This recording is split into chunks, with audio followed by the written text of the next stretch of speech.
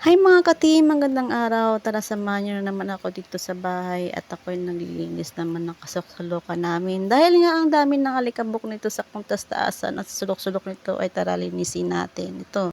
Hindi talaga madali pag sa bahay ka lang kasi kung ano-ano na lang iniisip mong gawin para ikaw ay malibang. At kahit paulit-ulit ko itong linisin para mawala lang ang mga dapat kong isipin ay okay lang. Basta malinis ang kinanat na nito at kinalabas. Dahil nga tapos na sa taas ay lininis ko na naman nandito sa gilid-gilid namin at winalis ko na rin ito hanggang sa sala namin at hanggang sa labas. Nung natapos ko na nga maglinis sa kwarto ay andito na naman tayo sa sala natin at tinapos natin tikitan yung wallpaper na hindi natin natapos. Ilang buwan na din yan dyan na hindi ko natapos kaya ngayon ko lang nagawa kasi ngayon lang ako nakabakanting araw kaya ayan dinikitan ko na para maganda na siya tingnan dito lang dati na natanggal yung mga dikit-dikit niya. Sa Shopee ko lang yan binili mga ka-team, worth or 49 peso lang yan. Or, diba?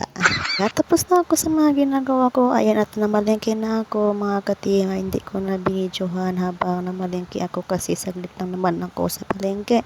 At pumili na lang ako dyan ng tatlong isda at carrots para may pangluto ako. Ay, sasyaduhin ko na lang para mabilis magluto. Kaya nga, ayan na mga ka-team. At natapos na magluto at nilagay ko na yung isda dyan para iyaw natin sa tabi. At nung natapos na nga ako magluto ay naligo na rin ako. Salamat sa panonood yung mga ka-team. Bukas ulit.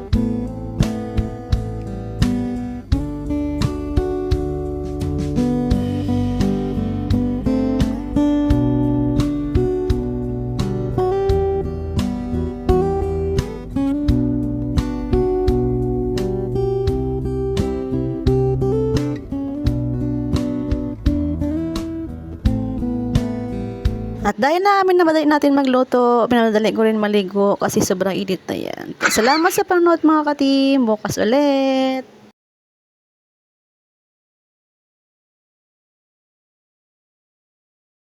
Kaya nga kung naluto na yan mga ka-team at naligo na agad ako kasi sobrang init na yan at gustong gusto ko na maligo. Kaya salamat sa panonood yung mga ka-team. Bukas ulit.